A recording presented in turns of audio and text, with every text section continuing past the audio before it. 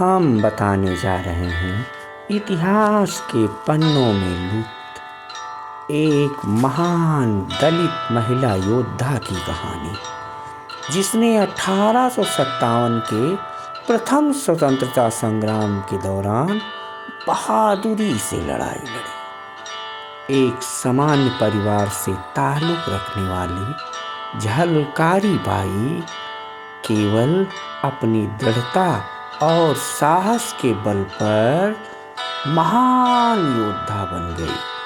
झलकारी बाई का जन्म 22 नवंबर 1830 को झांसी के निकट भोजला गांव में हुआ था। वो बड़ी होकर एक सैनिक और रानी लक्ष्मी बाई की विश्वसनीय सलाहकारों में से एक बन गई थी।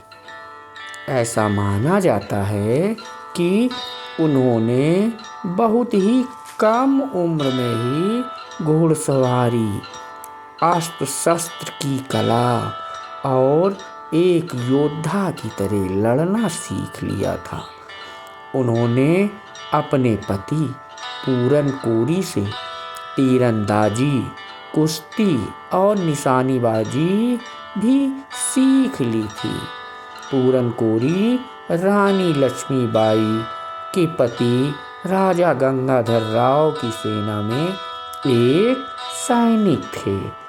किंवदंतियों के अनुसार झलकारी बाई अक्सर अपने पति के साथ शाही महल जाया करती थी और शुरुआत में वहाँ एक नौकरानी के रूप में काम करने लगी।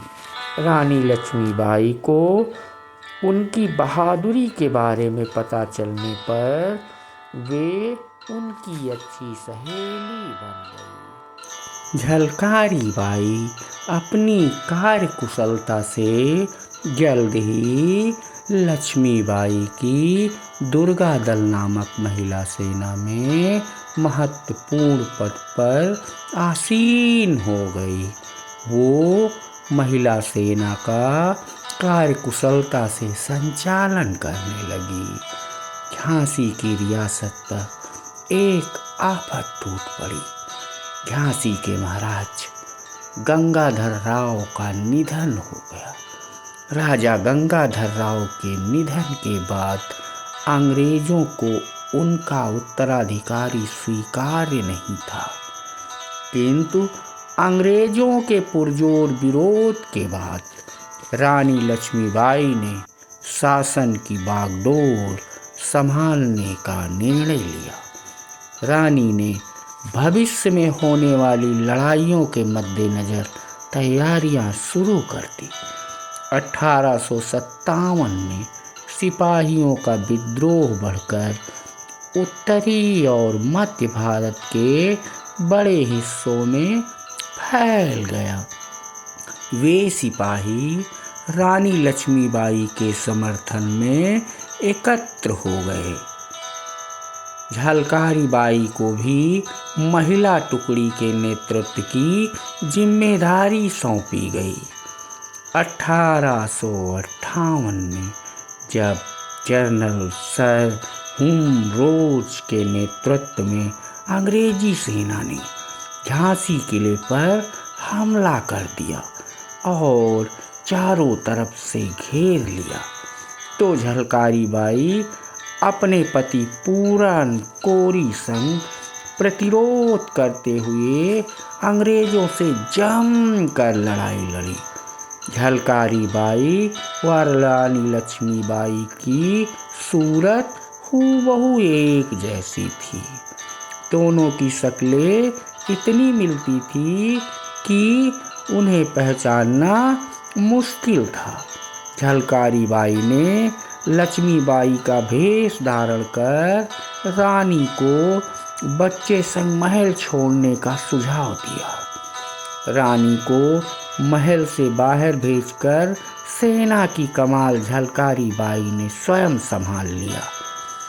अंग्रेज भी दोनों की शक्ल मिलने से असली पहचान ना कर सके।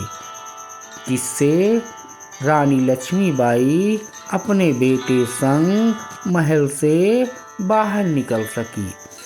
इधर झलकारी बाई घायल बाघिन की तरह अंग्रेजी सेना पर कहर बनकर टूट पड़ी। उनकी तलवार ने जमकर रक्तपात करते हुए कई अंग्रेजी सैनिकों को मौत की नींद सुला दिया। इस भीषण युद्ध में झलकारी बाई के पति पूरन कोरी ने शहादत को प्राप्त किया। यह देखकर झलकारी बाई क्रोधित होकर चंडी बन गई और अंग्रेजी सैनिकों को मौत की नींद सुलाने लग गई। अंग्रेजों के नरमुंड काट काट कर जमीन पर गिराने लगी।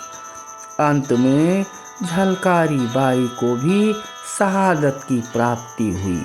किंवदंतियों के अनुसार वो 1890 तक जीवित रही। झलकारी बाई की कहानी बुंदेलखंड के लोगों के लोक स्मृति का हिस्सा है। आज भी उनकी स्मृति लोगों के मन में जीवित है।